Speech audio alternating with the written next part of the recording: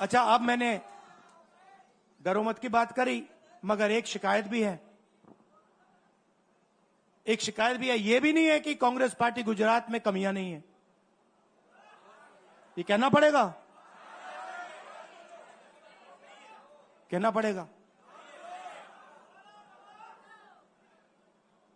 कमी क्या है? एक कार्यकर्ता ने मुझे बहुत अच्छी तरह बताया, कांग्रेस पार्टी के कार्यकर्ता ने, राहुल जी, कहता है मुझे, राहुल जी, ये कांग्रेस पार्टी में एक मुश्किल है, दो तरीके के घोड़े होते हैं, एक रेस का घोड़ा होता है, दूसरा शादी का घोड़ा होता है। ये आप कभी कभी कांग्रेस पार्टी क्या करती है, रेस के घोड़े को शादी में भेज देती है और शादी के घोड़े को रेस में लगा देती है। तो उसने कहा ये आप बंद करा दीजिए, रेस के घोड़े को आप रेस दौड़ाइए और शादी के घोड़े को आप शादी में भेजिए। तो ये हमें गुजरात में करना है।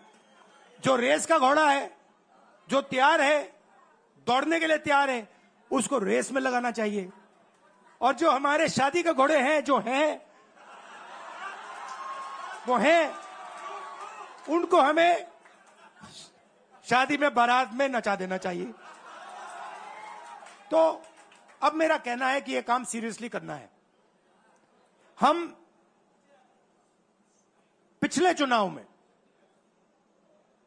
आप भी जानते हो, मैं भी जानता हूं कि हम बीजेपी से पिछले चुनाव में नहीं लड़े थे, ठीक से नहीं लड़े थे।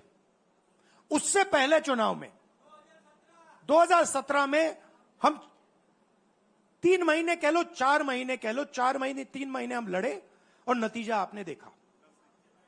आपने देखा, गुजरात के सीनियर नेताओं ने मुझे बस में कहा, मैं बता रहा हूं आपको इनसाइड ट्रैक, मुझे बस में कहा कि राहुल जी, गुजरात में हमें 40 सीटें मिलेंगी। मैंने उनसे कहा 40 नहीं, हम चुनाव जीतने जा रहे हैं। और 16 सीट से हम चुनाव हारे। अब 3 साल है, 3 महीने में हम फिनिश लाइन तक पहुंच गए थे। 3 साल में हम फिनिश लाइन को मतलब उधर पीछे छोड़ के निकल जाएंगे। मैं आपको यहां कह रहा हूं कि आप लोग गुजरात में कितने साल बाद, 30 साल हो गए, 30 साल हो गए।